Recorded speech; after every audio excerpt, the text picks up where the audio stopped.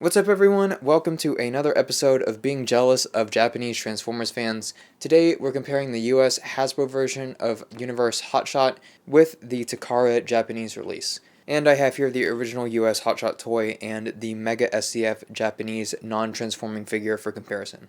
First off, I'll compare their minicons. On the left here is the American US one, on the right is the Japanese one. As you can see, the Japanese one is cast in a slightly lighter shade of red. That is true throughout all of the figure, so Hotshot also has a lighter shade of red. The paint on their windows looks slightly different. The US one actually seems to have a bit of a glitter, shimmery gray feel, while this one seems to be more of a plain gray. And then on the back here, the US one has some yellow, while the Japanese one has a very, very light yellow, kind of a peachy color. Not quite a white though, but much lighter color. Taking a look at their heads here, there seems to be no difference of paint applications on the face or the head, just that front piece there that looks different. Now the Mega SCF figure is supposed to be most accurate to the show, and as you can see, neither of these guys follow that paint scheme at all, so neither of these are really that accurate to the show compared to the Mega SCF figure. Taking a look now at the vehicle modes, there are some immediate obvious differences. First off, the Japanese one has a much lighter shade of yellow, almost like a highlighter yellow, while this one is more of like a mustardy yellow. I think the mustardy yellow is actually a bit closer to the show. Again, bringing the SCF figure in here, he kind of looks to be in the middle of the two shades. This one strikes me as being slightly too light.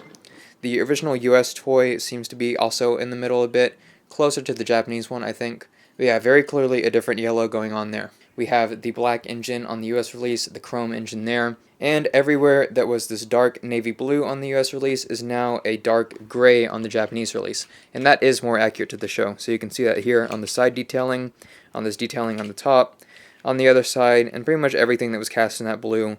That detail is more accurate to the show. The other most obvious thing here is the fact that this guy comes with his chrome cannons. Even though the US release has the pegs for them, it didn't come with them. And now there's a spot here in the back for them to stick out as exhaust pipes when stored in vehicle mode. You can see that gap more clearly now, and despite this having this jam sticker on this, which is a third-party offering, it does not originally have the jam sticker.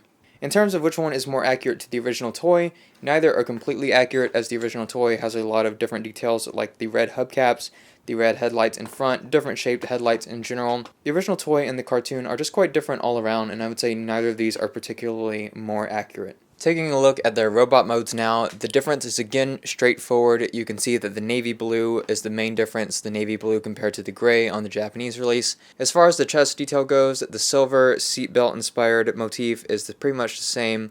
The piece right here, right under his face, is a bit darker on the Hasbro US version than the Japanese one. And then on the legs, there's actually a bit less detail on the Japanese one, and it's also a lighter gray, whereas the Hasbro one is a bit of a light blue. These pieces are not painted, whereas these are. At the top, I'll note that because of the cutouts there in vehicle mode for the exhaust pipe weapons, the kibble is a bit more manageable in my opinion. It's still very bulky and terrible kibble, but because of that cutout, they can overlap a bit more cleanly, whereas these just completely overlap each other and don't sit even at all.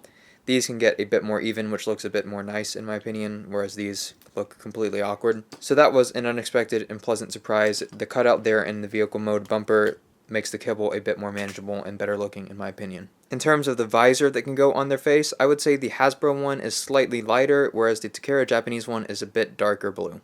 And other than that visor, there's no noticeable difference on the face except for, of course, the yellow color.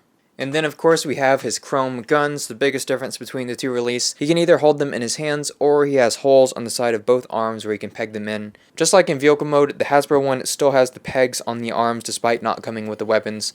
Just to upset you, I guess, but if you did get a hold of the weapons, you could peg them in to the arms of the Hasbro version. And then comparing both to the original US toy and the Mega SCF figure, who's the most accurate to the show, the mold itself takes liberties with the design, so neither of them are the most accurate version of Hotshot you can have. That would be this guy here. But the gray on the Japanese one is definitely more accurate to the show, while the navy blue on the American one is more accurate to the original toy. And both the original toy and the show do have that less detail there on the legs, whereas the US version of Classics Hotshot has that added detail. That's actually not there on the show, nor is it there on the original toy. And so, if you want to be more show accurate, the Japanese one is the way to go. If you want to have the extra accessory, you can get him. But if you want something closer to the original toy, and you want that jam reference there on his license plate, the American one is the way to go. If you really want to be show accurate though, just pick up the original toy, or better yet, pick up the Mega SCF non-transforming figure for a more accurate and more posable version. And so, those are the main differences between the US Hasbro release of Generations Hotshot and his Japanese Takara counterpart. Let me know which one you think is overall better, whether you want to go for show accuracy, toy accuracy, or just want to have the extra missiles. And be sure to stay tuned for more Transformers and more Transformers Armada especially content. Thanks for watching.